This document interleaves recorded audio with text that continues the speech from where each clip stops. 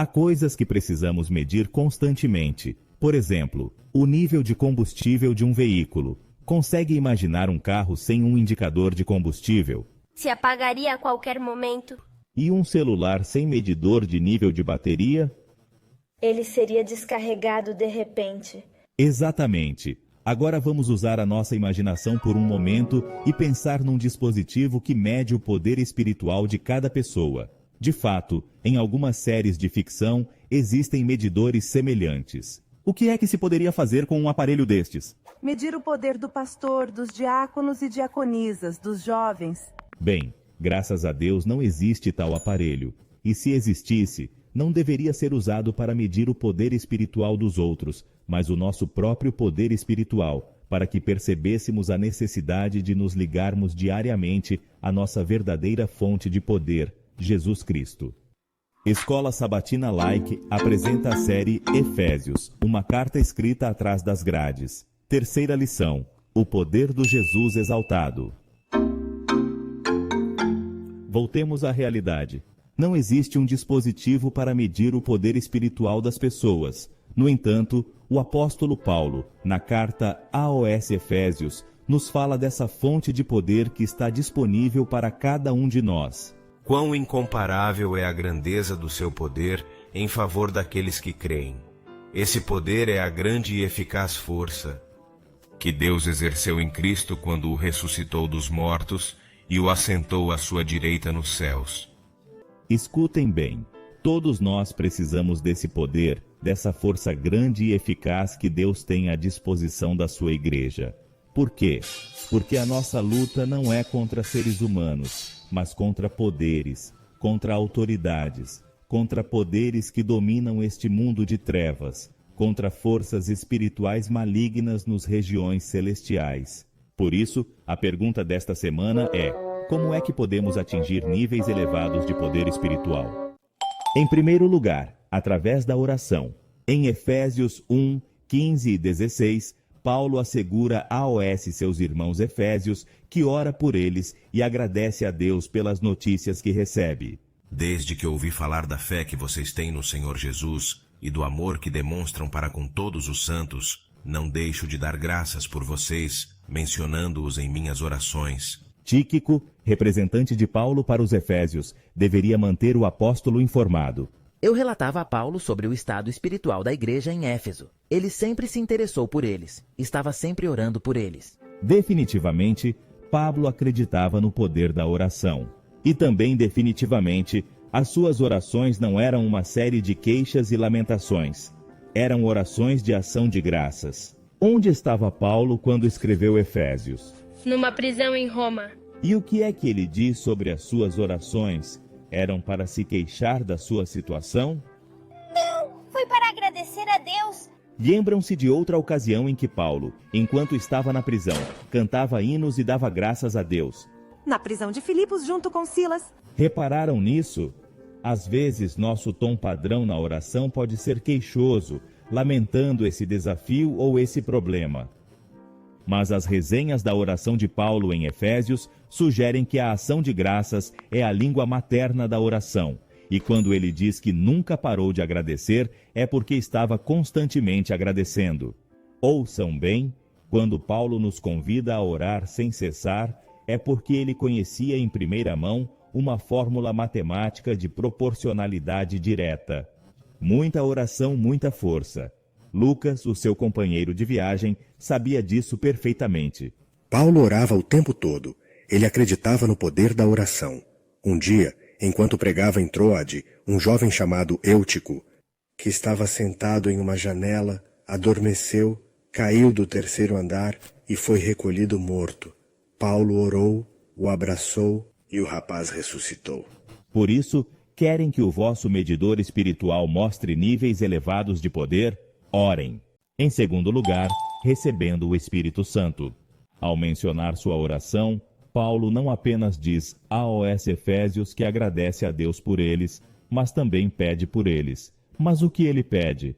Peço que o Deus de nosso Senhor Jesus Cristo, o glorioso Pai, lhes dê espírito de sabedoria e de revelação, no pleno conhecimento dele.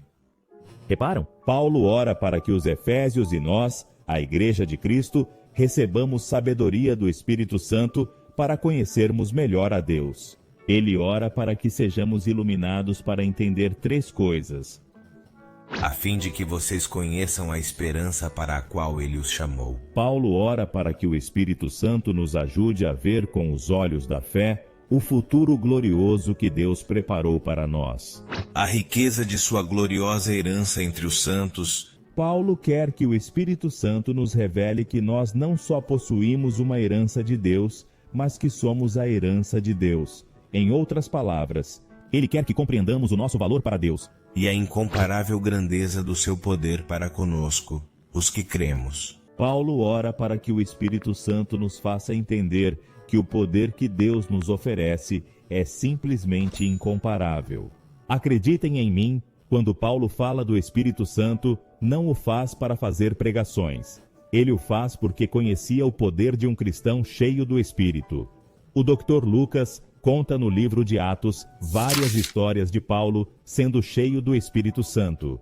Na ilha de Pafos, o governador Sérgius Paulo queria ouvir a palavra de Deus, mas um feiticeiro chamado Elimas se opôs a ele. Paulo, cheio do Espírito Santo, fixou os olhos em Elimas e lhe disse: Filho do diabo, será que nunca mais vais deixar de distorcer os caminhos rectos do Senhor? Vais ficar cego e durante algum tempo não poderás ver a luz do sol.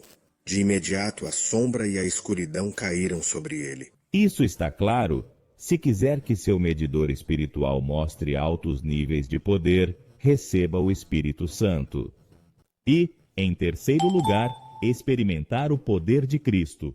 Nos restantes versículos do capítulo 1, Paulo destaca o poder de Deus. Esse poder é a força grande e poderosa que Deus exerceu em Cristo quando o ressuscitou dos mortos e o sentou à sua direita nos lugares celestiais.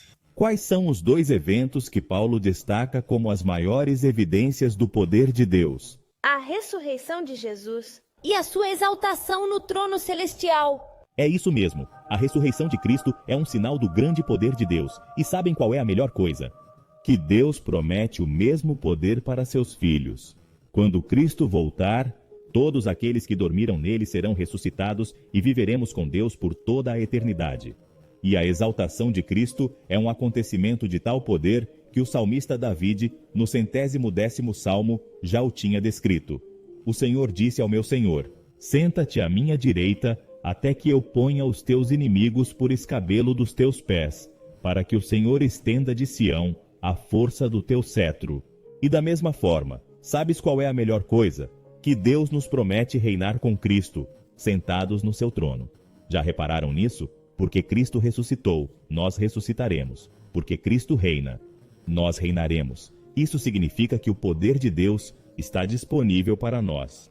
Ouçam bem, vivemos no meio de uma luta pelo poder. Os poderes espirituais do mal contra o incomparável poder de Deus. Muitos têm medo dos poderes demoníacos, mas o poder de Deus é muito maior. Paulo sabia disso muito bem. Por quê? Porque Éfeso era um centro de artes mágicas. Tíquico, o Efésio, sabia que a feitiçaria era o pão e a manteiga da sua terra. O interesse em mencionar divindades e poderes em feitiços era uma característica da vida religiosa dos efésios. É por isso que Paulo, na sua carta, deixa claro que o Jesus exaltado está acima de todo o principado, autoridade, poder e senhorio.